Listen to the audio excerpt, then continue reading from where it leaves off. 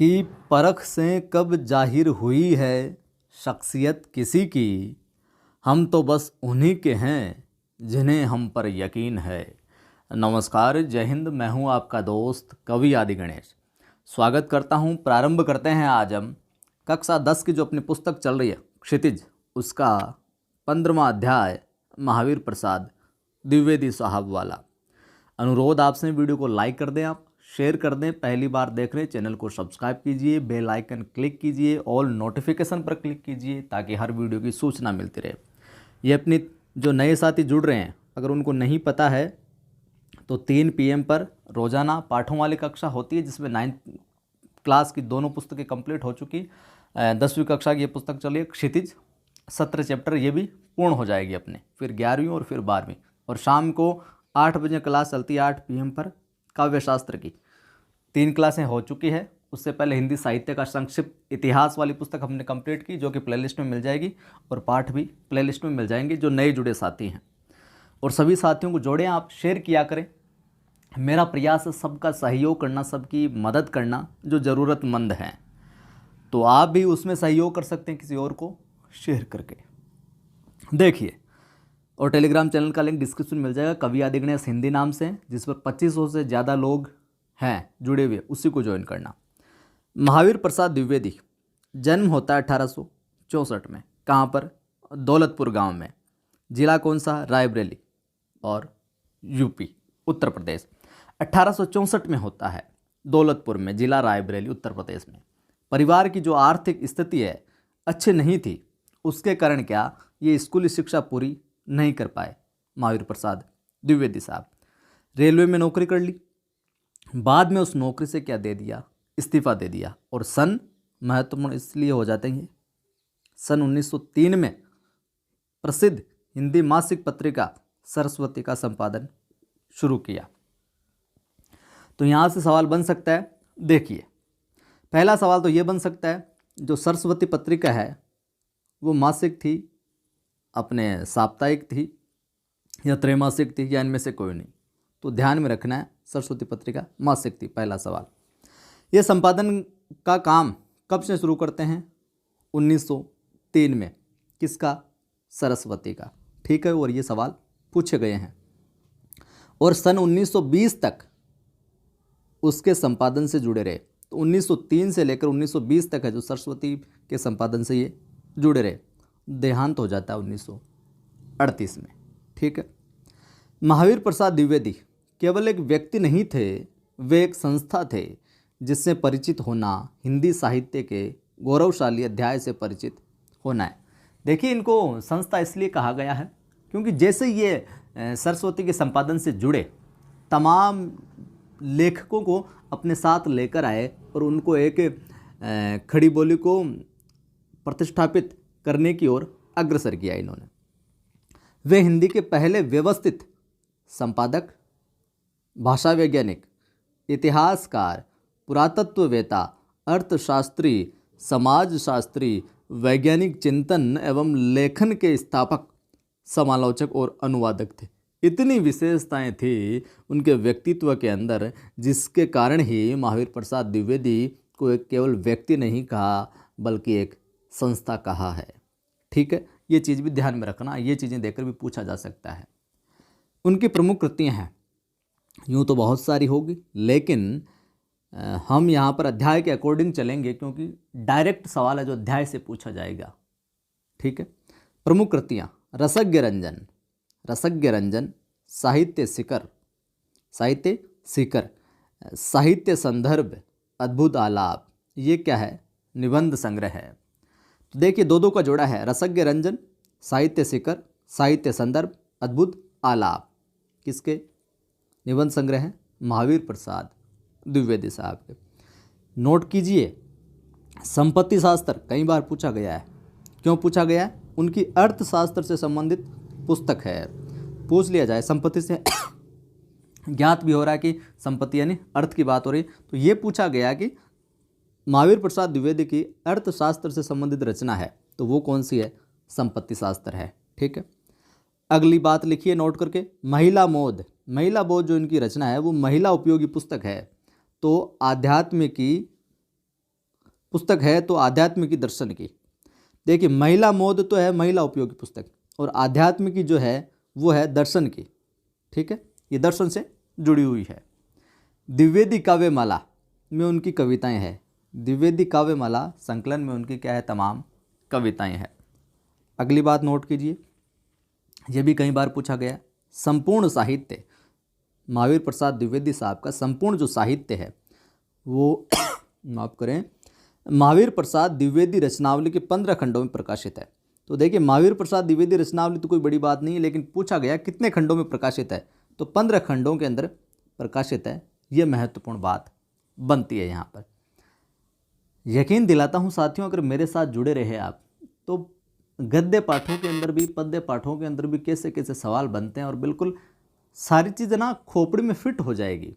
मुझे ऐसा लगता है, क्योंकि मैं जितना भी काम करता हूँ, तारीफ़ की बात नहीं स्वयं की, लेकिन पूरी ईमानदारी के साथ समर्पण के साथ करता हूँ। ऐसे समझता हूँ कि सामने ही सारे लोग हैं, साथी जो बैठे हैं, और उनके मतलब मन करता है कि जो आप पढ़ें वो आपके मस्तिष्क में छपे। बिल्कुल ईमानदारी के साथ है जो आपकी खोपड़ी में जाता चला जाए। यह नहीं कि वीडियो बना दिया बस टाइम पास कर दिया, उस उद्देश्य से मैं कभी ये जो काम नहीं करता हूँ। फिर आपको फील होता ही होगा, लगता ही होगा किस प्रकार से कार्य चल रहा है। महावीर प्रसाद द्विवेदी के बारे में ये समझा जाता रहा है क्या, कि उन्होंने हिंदी गद्य की भाषा का क्या परिष्कार किया, और लेखकों की सुविधा के लिए व्याकरण और वर्तनी के नियम है जो स्थिर किए। ध्यान में रखना इस बात को। हमने हिंदी साहित्य का संक्षिप्त इतिहास जब पढ़ा था वो पुस्तक, उसके अंदर भी ये जिक्र आया था।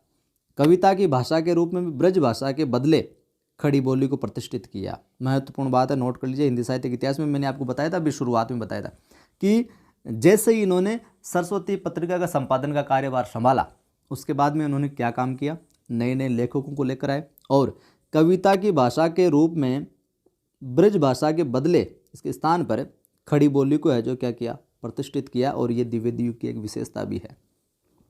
युग निर्माता महावीर प्रसाद द्विवेदी ने स्वाधीनता की चेतना विकसित करने के लिए स्वदेशी चिंतन को क्या है, व्यापक बनाया। उन्होंने सरस्वती के माध्यम से पत्रिका का श्रेष्ठ स्वरूप है जो सामने रखा, कि पत्रिका क्या होती है, पत्रकारिता क्या होती है। ये देखिए, हिंदी में पहली बार समालोचना को स्थापित करने का श्रेय भी उनको जाता है। महत्वपूर्ण बात लिखिए, एरो करके लिखिए, पूछ लिया जाए हिंदी के अंदर प्रथम बार समालोचना को स्थापित करने का श्रेय किसे जाता है, महावीर प्रसाद द्विवेदी साहब को। ठीक है, उन्होंने भारतीय पुरातत्व एवं इतिहास पर खोज पर कार्य किया, शोध का कार्य भी किया। कुल मिलाकर उनके जो कार्यों का जो मूल्यांकन है ना, वो व्यापक हिंदी नवजागरण के संदर्भ में ही क्या है, संभव है। विद्वता एवं बहुज्ञता के साथ सरसता उनके लेखन की क्या प्रमुख विशेषता रही है। उनके लेखन में व्यंग्य की छटा है जो देखते ही बनती है। आज जो हम अध्याय पढ़ेंगे उसके विषय में क्या कुछ लिखा है इन्होंने, वो देखिए आप। इसमें है साहब अपने कि आज हमारे समाज में लड़कियां शिक्षा पाने एवं कार्य क्षेत्र में क्षमता दर्शाने में लड़कों से क्या बिल्कुल भी पीछे नहीं है, किंतु यहाँ तक पहुँचने के लिए अनेक स्त्री पुरुषों ने क्या किया है, एक लंबा संघर्ष किया, लंबा स्ट्रगल किया है। नवजागरण काल के चिंतकों ने मात्र स्त्री शिक्षा की ही नहीं बल्कि समाज में जनतांत्रिक एवं वैज्ञानिक चेतना के संपूर्ण विकास के लिए अलग जगाया। अब आपसे मैं सवाल पूछता हूँ, नवजागरण काल किसके काल को कहा जाता है और पुनर्जागरण काल किसके काल को कहा जाता है? हमने हिंदी साहित्य का संक्षिप्त इतिहास में ये देखा था, तो बताइएगा कमेंट करके, नवजागरण काल किसको कहा जाता है और पुनर्जागरण काल किसके काल को कहा जाता है। द्विवेदी जी का यह लेख उन सभी पुरातनपंथी विचारों से लोहा लेता है जो स्त्री शिक्षा को क्या व्यर्थ और समाज के विघटन का कारण मानते हैं। उनसे टकराते हैं ये लोग कहते हैं कि स्त्रियों को पढ़ाना, लड़कियों को पढ़ाना क्या है, बेकार है, समाज में विघटन होगा, वही कारण है स्त्री, उनके खिलाफ वे डटकर खड़े होते हैं। इस लेख की, ये लेख है इनका, इस लेख की दूसरी विशेषता यह है कि इसमें परंपरा को ज्यों का त्यों नहीं स्वीकार किया गया है। इस लेख की आपको विशेषता पूछ लिया जाए तो पहली इस विशेषता तो ऊपर वाली होगी, और दूसरी आती है कि इसमें जो परंपरा है, पुरातन परंपरा अपने, उसको ज्यों के त्यों एज इट इज स्वीकार है जो नहीं किया गया है, बल्कि अपने विवेक से फैसला लेकर ग्रहण करने योग्य को लेने की बात की गई कि जो काम की बात है उसे लो, नहीं तो छोड़ो। और परंपरा का जो हिस्सा सड़गल चुका है, व्यर्थ है, उसे रूढ़ी मानकर छोड़ देने की बात कही गई है।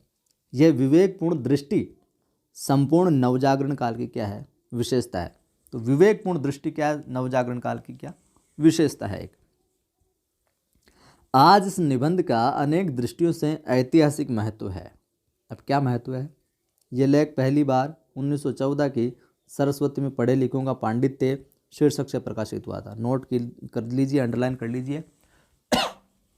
महत्वपूर्ण सवाल आया हुआ ये कि ये पहली बार जो लेख है ना, कौन सा लेख जो हम पढ़ने जा रहे हैं अभी आगे, तो पहली बार 1914 में सरस्वती में पढ़े लिखों का पांडित्य इस शीर्षक से प्रकाशित हुआ।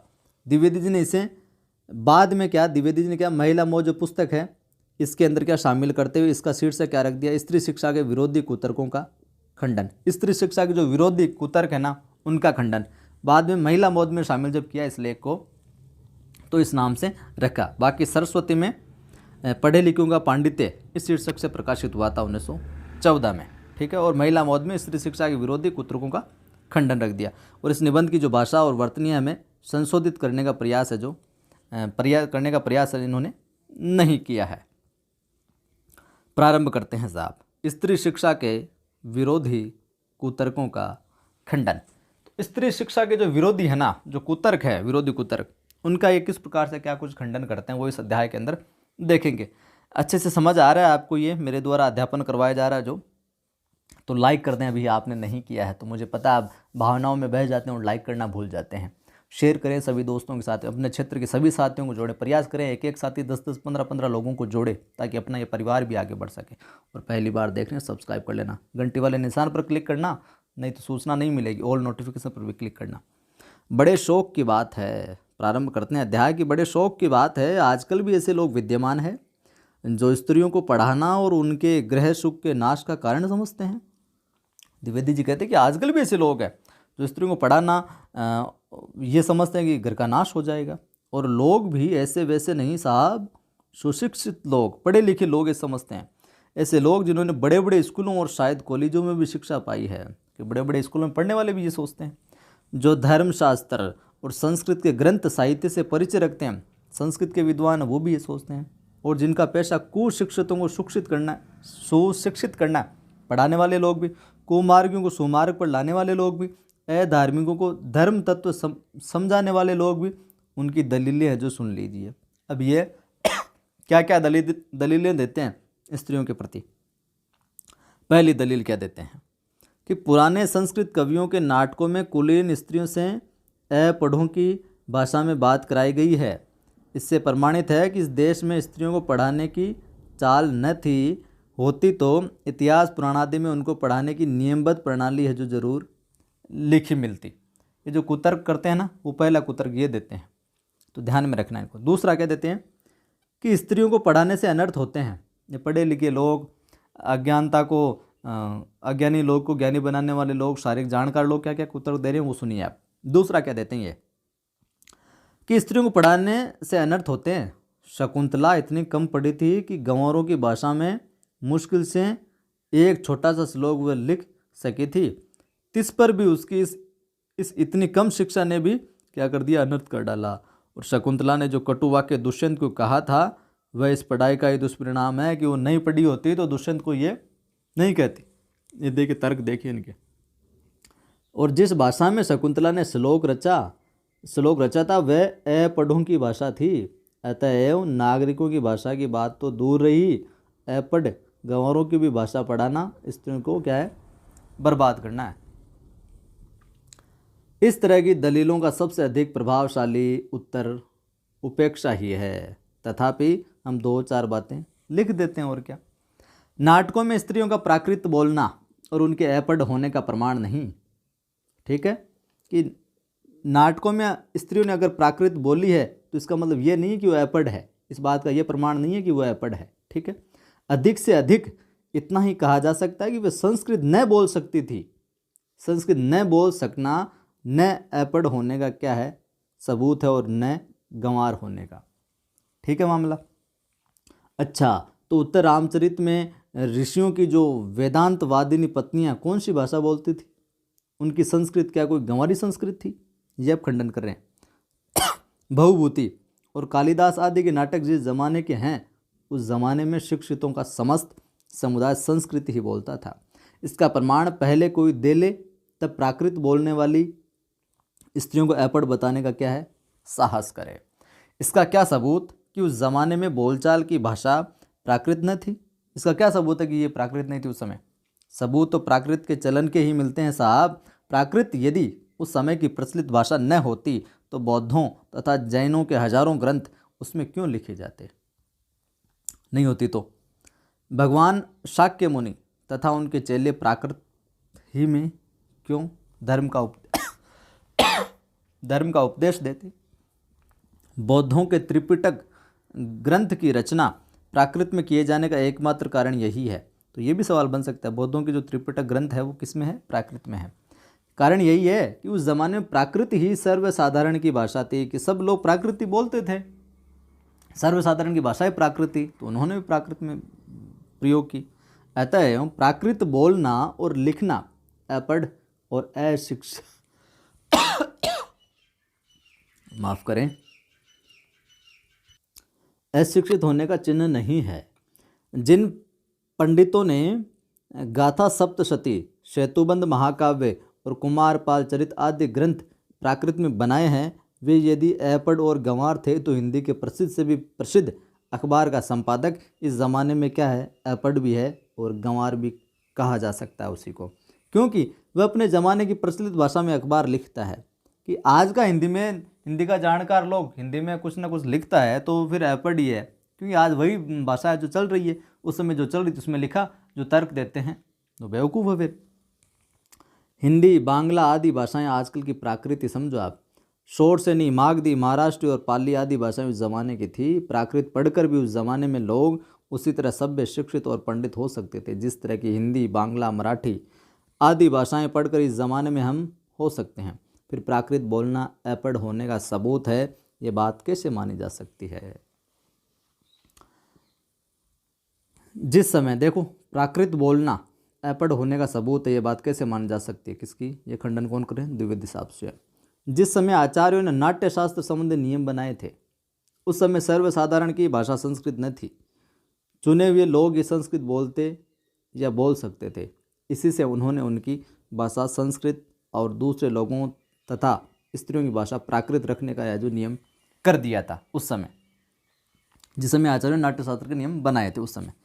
पुराने ज़माने में स्त्रियों के लिए कोई विश्वविद्यालय नहीं था। फिर नियमबद्ध प्रणाली का उल्लेख आदि पुराणों में न मिले तो क्या आश्चर्य? नियमों का उल्लेख कहाँ से मिलेगा फिर?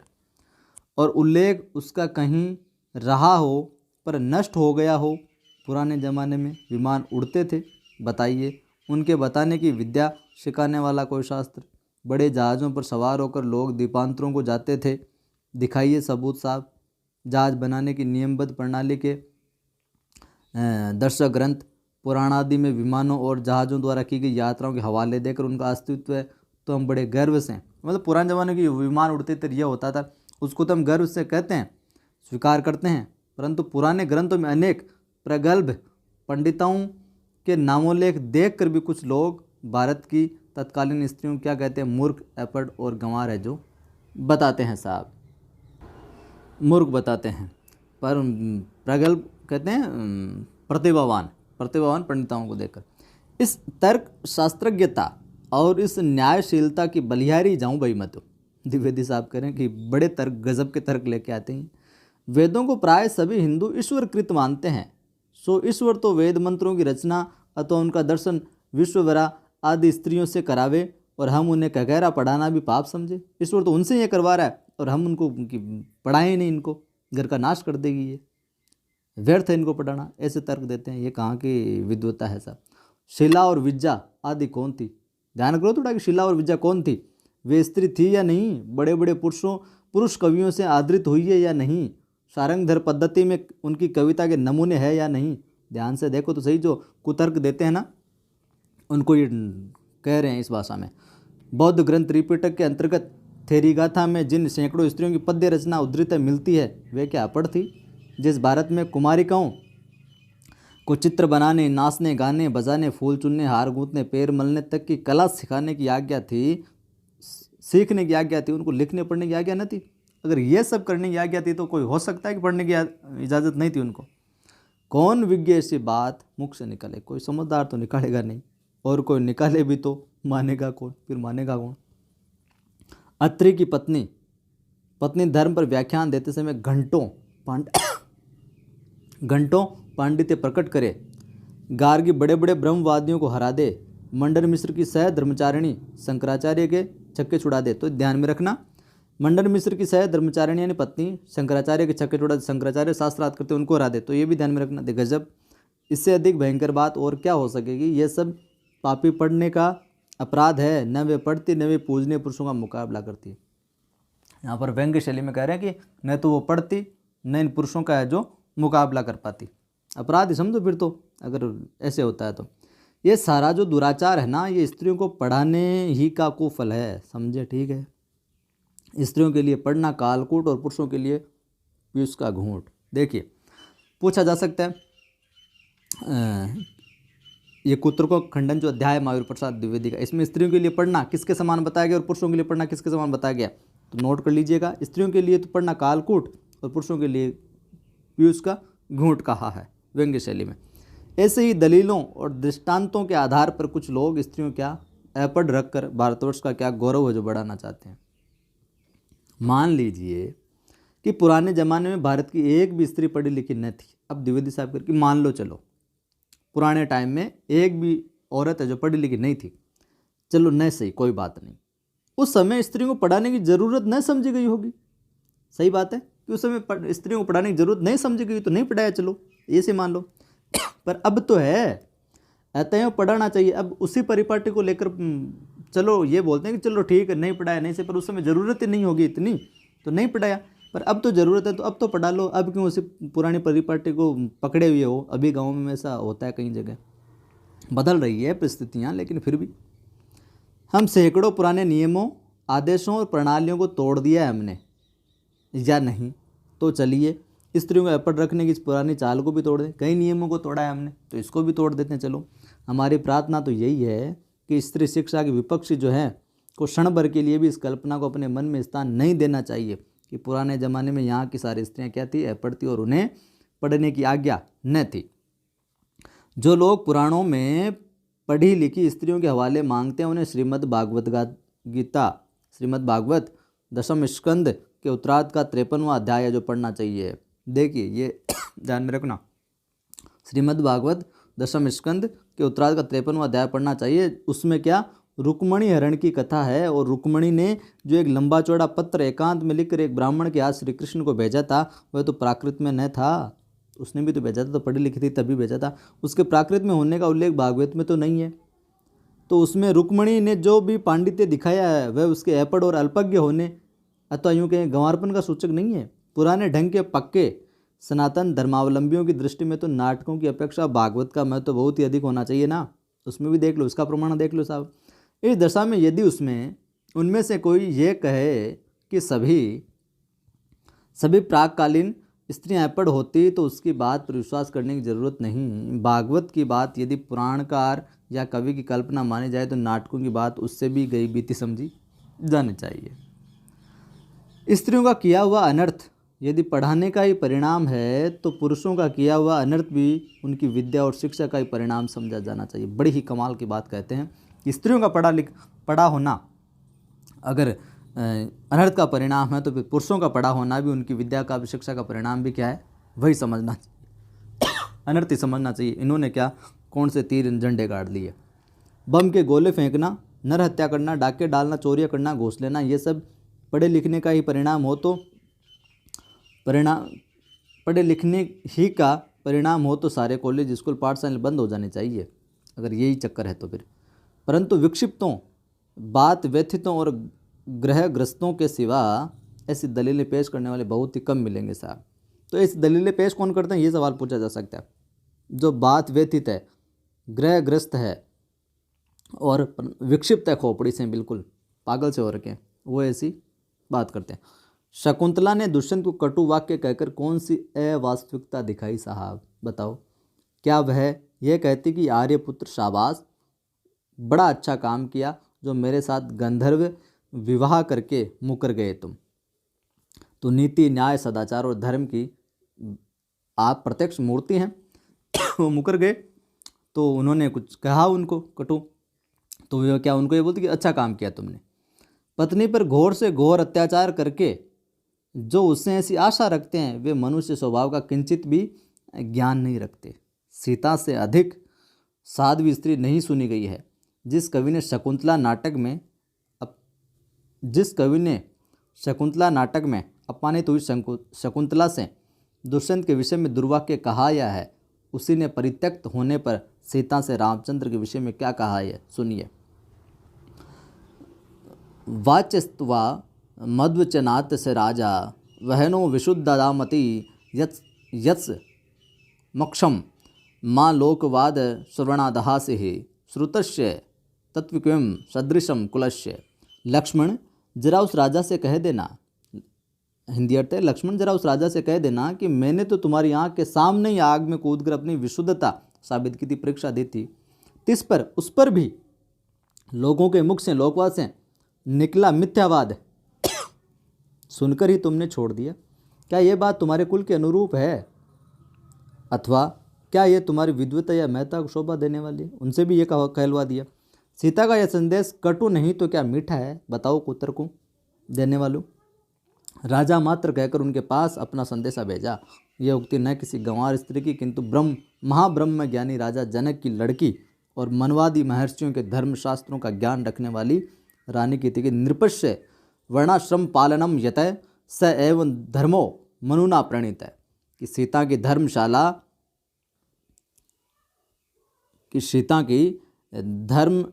धर्मशास्त्रज्ञता का ये प्रमाण वही आगे चलकर कुछ ही दूर पर कवि ने दिया है। सीता परित्याग के कारण वाल्मीकि के समान शांत, नीतिज्ञ और क्षमाशील तपस्वी तक ने अस्तेव मनूर भर ताग्रजे में कहकर रामचंद्र पर क्रोध प्रकट किया है।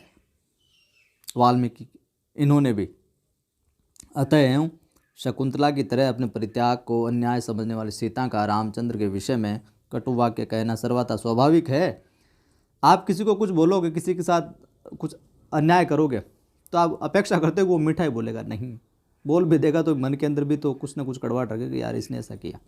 न ये पढ़ने लिखने का परिणाम है, न गंवारपन का, यह है न अकुलीनता का, न भी ये न अकुलीनता का, ये उस समय की परिस्थितियों का है। ये आगे देखिए कि पढ़ने लिखने में स्वयं कोई बात ऐसी नहीं जिससे अनर्थ हो सके। पढ़ लिखने में कौन सी अनर्थ वाली बात है?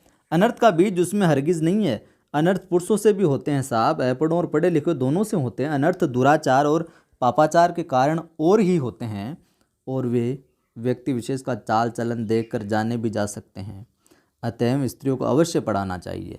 जो लोग ये कहते हैं कि पुराने ज़माने में जहाँ स्त्रियाँ न पढ़ती थी अथवा उन्हें पढ़ने की ममानियत थी, वे या तो इतिहास में अभिज्ञता नहीं रखते या जानबूझकर लोगों को धोखा देते हैं। समाज की दृष्टि में ऐसे लोग दंडनीय है, अपराधी हैं, क्योंकि स्त्रियों को निरक्षर रखने का उपदेश देना समाज का अपकार और अपराध करना है। समाज की उन्नति में क्या डालना है? रुकावट डालना है, बाधा डालना। शिक्षा बहुत व्यापक शब्द है, उसमें सीखने योग्य अनेक विषयों का समावेश हो सकता है। पढ़ना लिखना भी उसी के अंतर्गत आता है। हिंदी के अंदर कई अध्याय ऐसे हैं जो हमें बहुत कुछ सिखाते हैं। ये अध्याय उन्हीं में से एक बड़ा कमाल है। इस देश की वर्तमान शिक्षा प्रणाली अच्छी नहीं, इस कारण यदि कोई स्त्रियों को पढ़ाना अनर्थकारी समझे तो उसे उस प्रणाली का संशोधन करना या कराना चाहिए। खुद पढ़ने लिखने को दोष न देना चाहिए।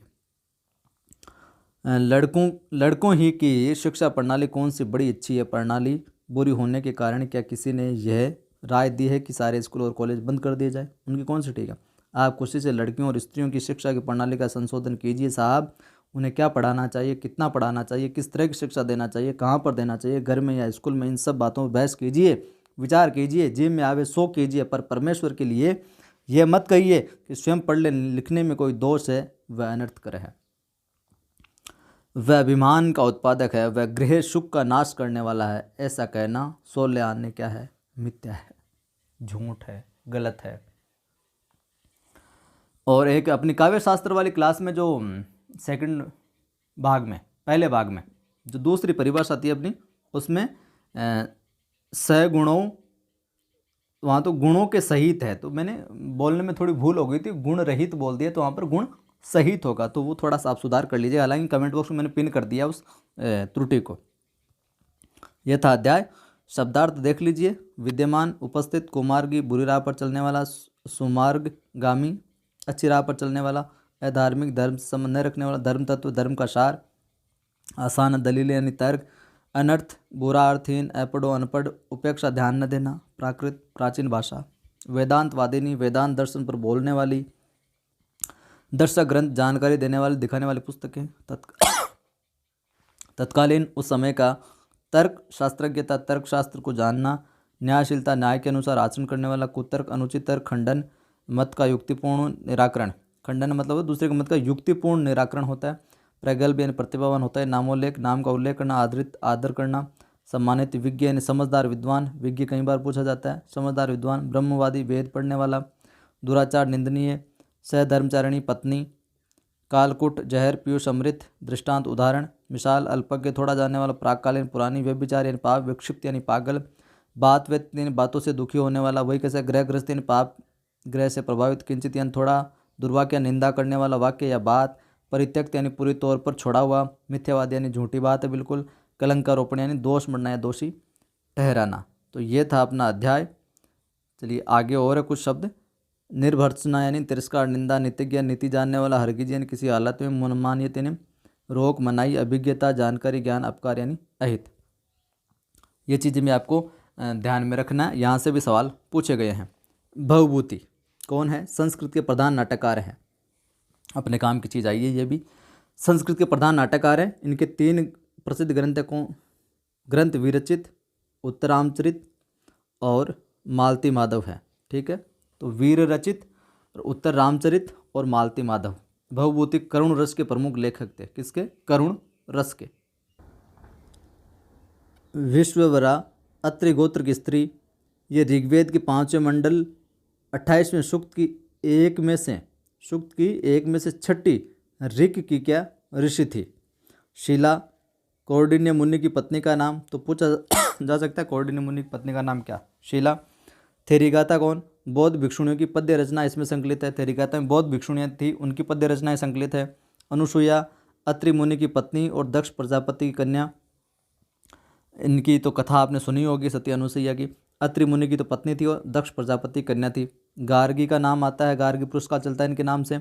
वैदिक समय के एक पंडिता ऋषिपुत्री, इनके पिता का नाम गर्ग मुनि था। मिथिला के जनकराज की सभा में इन्होंने पंडितों के सामने याज्ञवल्क्य के साथ वेदांत शास्त्र विषय पर क्या किया था? शास्त्रार्थ किया था। गाथा सप्तशती प्राकृत भाषा ग्रंथ, जिसे हाल द्वारा रचित माना गया है। गाथा सप्तशती किसका ग्रंथ है? हाल का। और किसमें? प्राकृत में। कुमारपाल चरित्र एक ऐतिहासिक ग्रंथ है, जिसे 12वीं शताब्दी के अंत में अज्ञात नामा कवि ने अनहल के राजा कुमारपाल के लिए लिखा था। और इसमें ब्रह्मा से लेकर राजा कुमारपाल तक बौद्ध राजाओं की क्या वंशावली का वर्णन। देखिए ये जितने भी ग्रंथ दिए गए, यहाँ से सीधा सीधा सवाल है जो परीक्षा में पूछा गया है। तो पुस्तक में जो चीज़ दी गई ना, वहीं से चीज़ें है जो एग्जामिनर उठाता है। त्रिपिटक ग्रंथ, गौतम बुद्ध ने भिक्षु भिक्षुणियों को अपने सारे उपदेश मौखिक दिए थे। उन उपदेशों को उनके शिष्यों ने क्या कंठस्थ कर लिया और बाद में उन्हें त्रिपिटक के रूप में लेखन किया गया। और त्रिपिटक कौन कौन से? सुत या सूत्र पिटक, विनय पिटक और अभिधम पिटक। तो सुत पिटक, विनय पिटक और अभिधम पिटक 3 है ये। शाक्य मुनि, शाक्य वंश होने के कारण गौतम बुद्ध को शाक्य मुनि भी कहा जाता है। ठीक है। नाट्यशास्त्र, भरत मुनि रचित काव्य शास्त्र संबंधित संस्कृत के इस ग्रंथ में मुख्यतः रूपक यानी नाटक का शास्त्र विवेचन किया गया। इसकी रचना 300 ईसा पूर्व मानी जाती है। कालिदास, संस्कृत के महान कवियों में कालिदास की गणना होती है। कुमार संभव रघुवंश, ये तो इनके महाकाव्य है। कुमार संभव और रघुवंश महाकाव्य हैं। ऋतुसंहार, मेघदूत खंडकाव्य है। और विक्रमोर्वशीय, मालविका अग्निमित्रम और अभिज्ञान शाकुंतलम, इन नाटकों की इन्होंने रचना की थी। ठीक है। और ये पंडिता रमाबाई है। तो इतना ही देखिए, ये हो गया अपना अध्याय कंप्लीट। लाइक कर दें वीडियो को, नहीं किया है तो अभी तक शेयर कर दें सभी के साथ में। और पहली बार देख रहे हैं चैनल को क्या करना है, सब्सक्राइब करना है, बेल आइकन को क्लिक करना है ताकि हर वीडियो की सूचना मिलती रहे। जय हिंद, फिर मिलता हूँ।